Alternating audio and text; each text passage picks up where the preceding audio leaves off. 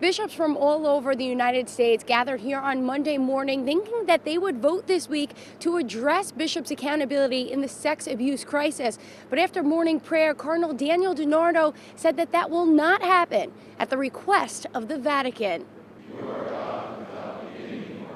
The United States Conference of Catholic Bishops' General Meeting began as it usually does, in prayer. Bishops were solemn and serious, closing their eyes, asking God for wisdom in navigating what is being called the greatest test the American Catholic Church has ever faced, the current sex abuse crisis. Good morning, brothers. Bishops from all over the nation's 196 dioceses thought they were coming to vote on a code of conduct and a proposed lay investigative board, but that quickly changed. I need to open our time together with an important announcement. At the insistence of the Holy See, we will not be voting on the two action items in our documentation regarding the abuse crisis, that is, the standards of accountability for bishops and the special commission for receiving complaints against bishops. Cardinal DiNardo said the Holy See informed him of the request on late Sunday afternoon. The Vatican is insisting that the bishops wait to vote until after the Pope's February meeting focused on sex abuse. The Holy See is taking seriously the abuse crisis in the Church, seeing it as a watershed moment, not just for the Church in this country, but around the world, in putting so much emphasis on the February meeting.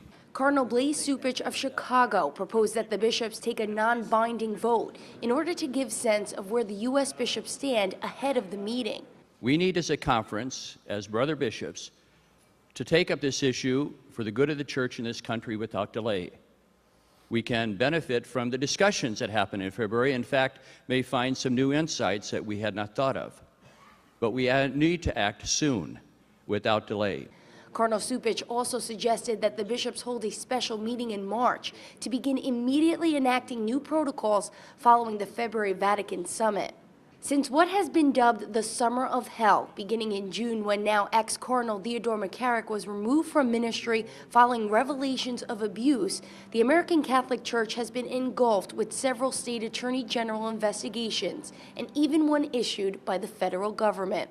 At the insistence of the Holy See, while Cardinal DiNardo makes note that a majority of these cases occurred decades ago, he acknowledges that the pain continues, and this week will determine how Catholics view their bishops.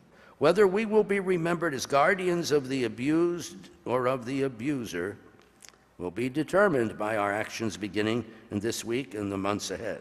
Bishops also heard from Archbishop Christophe Pierre, the Pope's representative to the United States, who pushed for collaboration with the laity to stop abuse. Our Holy Father has spoken of the ills of clericalism from the first days of his pontificate. It is an illness, and it must be treated as such.